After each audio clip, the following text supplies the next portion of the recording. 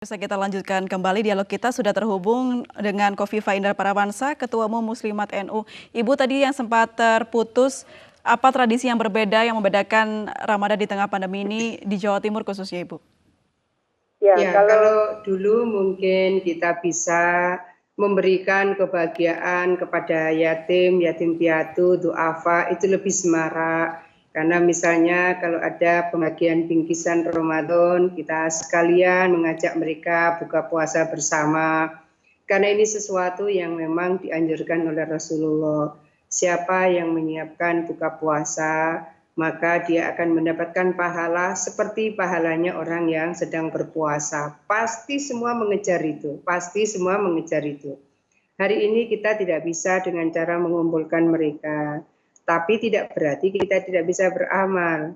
Di titik-titik tertentu misalnya kita bisa nitip kepada orang yang kita percaya, tolong dibagi untuk 50 orang di sana, siapkan untuk 1 box nasi. Lalu di titik yang lain kita juga kirim untuk berapa orang, berapa box nasi. Atau mungkin kita kasih dalam bentuk sembako, karena ini juga yang kita lakukan.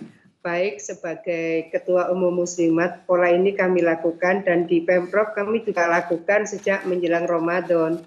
Jadi sejak Rabu yang lalu tiap hari truk di posko itu berkeliling di titik-titik yang sudah kita tentukan. Nah, begitu juga untuk nasi kotak. Kan selama COVID ini di depan Gerahadi kita juga menyiapkan nasi kotak. Biasanya pagi kita siapkan. Tapi kalau sekarang kita yang keliling untuk menyiapkan, membagi nasi kotak siapa yang mau buka puasa. Siapa yang berkeliling? Yang berkeliling ini kita siapkan program cash for work. Jadi satu orang membagi paling banyak 50 nasi kotak dan mereka akan mendapatkan support cash for work sebesar 75.000.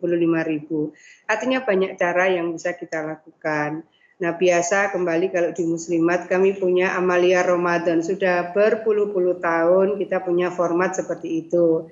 Nah, program Amalia Ramadan kita yang sifatnya terkait dengan mengumpulkan massa, pasti itu sekarang sudah tidak bisa kita lakukan. Tapi bahwa ada tim yang kemudian melakukan pembagian Amalia Ramadan itu dengan tidak mengumpulkan masyarakat. Nah, apa yang bisa kita ikhtiarkan dalam bulan Ramadan, misalnya kalau Rasulullah juga mensupiakan kita sholat malam. Dulu itu kita mau iktikaf di masjid-masjid, sekarang ini sudah susah kita lakukan. Kita bisa memperbanyak qiyamul lail di rumah kita masing-masing. Nah, kembali ya, kalau kita bisa dapat imam yang baik ya bersama keluarga, kita kemudian cari imam yang menjadikan ibadah kita lebih khusyuk. Oke, baik. Terima kasih banyak Ibu Khofifah Indar Parawansa sudah bergabung bersama kami. Selamat kembali berbuka puasa, Ibu. Assalamualaikum.